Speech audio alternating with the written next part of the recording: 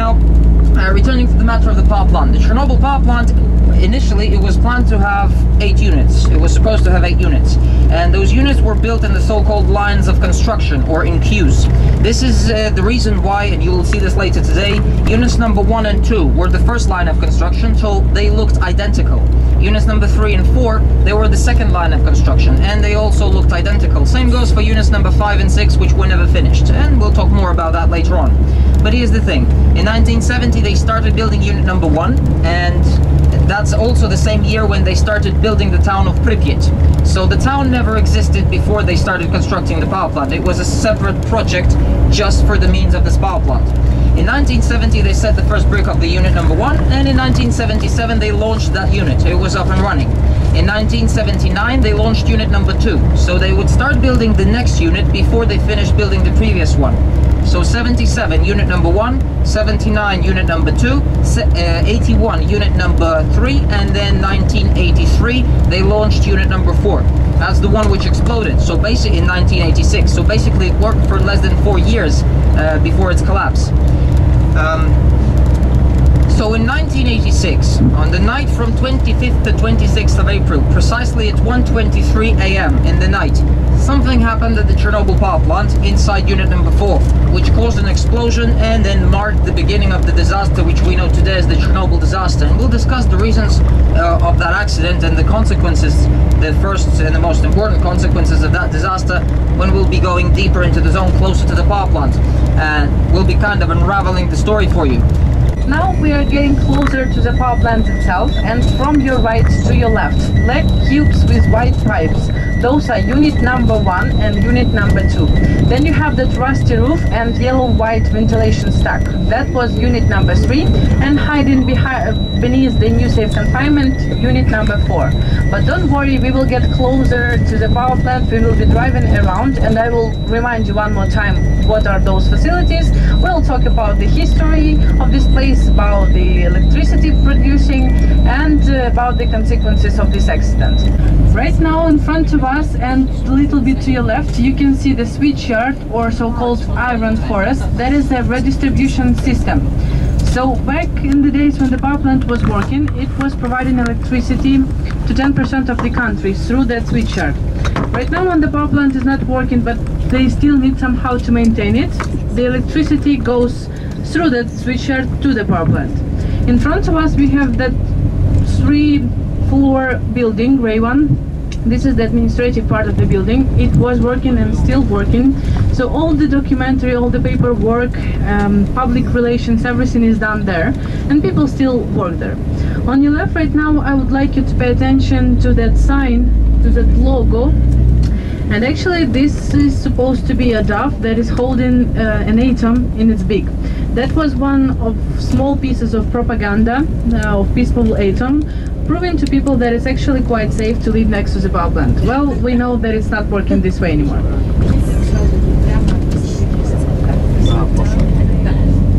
Also on your left, you are able to see the statue, the black one. This is a Prometheus that is holding the fire, but local workers tend to call them the guy with a towel. It's up to you to decide what exactly do you like more. Originally it was placed in the city of Pripyat, but after the accident, the government, local authorities decided to replace it and remove it, so looters will not steal it, and right now it's standing here because the territory of power plant is protected. On your right you can see that red roof and the grey building. This is a new facility. It was built here after the accident, and it's a heating system.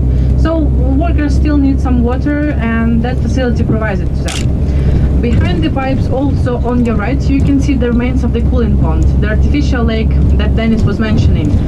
When the power plant stopped working, it was decided just to leave it, because to maintain this huge artificial lake, the length of which was 20 square kilometers, has no sense. It takes a lot of time and effort and money. Therefore, they decided just to leave it. And right now, once the biggest cooling pond looked more like a puddle, but definitely not the cooling pond. Right now, on your left, behind that facility, you will be able to see one more time all the units. So, a quick reminder, from your left to your right, those black cubes with white pipes, unit number 1, then unit number 2, then with a rusty roof and yellow-white ventilation stack, unit number 3, and hiding beneath the new safe confinement, unit number 4. On your right, you can see the facilities that is still working, and you can see the car. This is the firefighting department, and the first responders to the accident were exactly people from that fire station. So they came the first one and started dealing with the accident, started extinguishing the fire. Right now, as we have quite a big bus, you're lucky to see what is actually going on the territory of the power plant, because usually it's not that visible and it's not allowed, of course, to go inside. But soon, a few meters later, on your left, you will be able to see the solar panels that I was mentioning to some of you earlier on the day. And we will get back to that topic a little bit later, so you will know why exactly they're placed there and for what they will be used, or already the government using them for. But right now we will be getting closer and closer, and we will be able to stand 200 meters away from the new safe confinement, from the unit that once exploded. Let me show you a few pictures. So this is how the reactor looked like after the accident. Here you have unit number 4. There is the turbine hall, that long building that we saw with you, and the roof of it was ruined as well. And there you have it from the side. So they destroyed reactor, inside reactor, and then that was the roof. And the helicopters that were flying around and throwing some boric acid or sand to extinguish the fire. For you to understand the sizes of the confinement, if this one will not work. So right now, here you have it. The new safe confinement, how it looks right now. In case if this construction will fell apart, they will need to build something approximately from that side and the same to the other side. So it will cover the whole territory of the industrial side of a power plant. Hopefully, in 100 years, the government of Ukraine will do something, but we don't know anything about few years, what is going to happen in few years, so of course we cannot predict what is going to happen in 100 years. That's it about the new safe confinement. Do you have any questions? Maybe. Oh, this is a reactor 4? Sorry? Is this a reactor number 4? Inside of that constructor. Inside? Yes. Exploded one? Exploded one, yes. If it will be standing here just without any covers, so probably we will not be able to stand here. You made a new cover several years ago? No, the old cover. It was made few months after the accident happened. And that one was started, the project started in 2012. 2012? Yes. Completed? 99% completed. Complete? It's not completed? No, not yet. Oh, not yet. And they already installed inside remoted machines, so after they will seal the whole construction, they will start dismantling that old shelter, because people will be not allowed inside of that new safe confinement. Any other questions? What are they going to do with the stuff once they dismantle it? Will it stay inside, or? No, they will take it to burial sites and then dispense fuel to that storages that we saw today with you. Where are the burial sites going to be? Are they going to be? Burial sites is everywhere around you. For example, in the village of Kopachi, there is a burial site. So on the territory of the exclusion zone, we have 800 official ones, and then who knows how many of them are unofficial. So actually, they will find out the solution, and they will find the burial site that will be proper. But for now, they just need to finish at least some project, because right now the financial support is lying on the 43 countries, and as soon as they will finish the sealing system, only Ukraine will be paying money for the maintaining of this construction. And so the EBRD, they'll help with the dismantling and for the dismantling of that as well? Right now, no project for it. It's just thoughts, but no one is working on it yet. So they don't know where the funding for that's going to come from? No. What is the output of the reactor?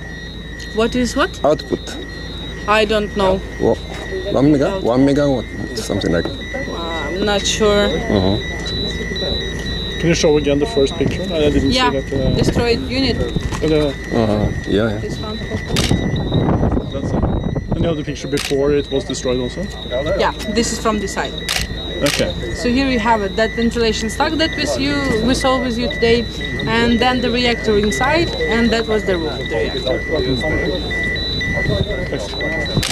Pilot of the helicopter could be died. Sorry? Sorry?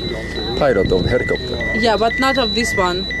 died. The whole crew died. So there was a helicopter that was flying around and throwing some boric acid. But then something happened and it fell. So the whole crew died. But only one helicopter, unfortunately. Only one? Yeah.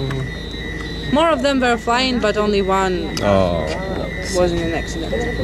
About this chimney, was it blown down? The one that we saw with you? Yeah, the one on the picture. No, but it was in a very poor condition. Therefore, they decided to cut it and then replace it with a new one. That we saw right now, yellow and white. That is a new Otherwise, chimney the house system. could not enter. How is it is a turbine hall. It has nothing to do with reactors. So each reactor has two turbines that are spinning and producing electricity. And in that long grey building, 8 turbines for each of those 4 units. But I mean, this chimney would be in the way for the new building. No, you can see that the new chimney is standing next to the new safe confinement, so it's not covering it. No, but the old chimney. Old chimney was removed. Yeah. How to do? With helicopter? I don't know. Actually, it depends on workers how they did it. I guess they cut it into pieces and then took piece by piece away from the power plant. Oh, yeah. That is how they were taking everything.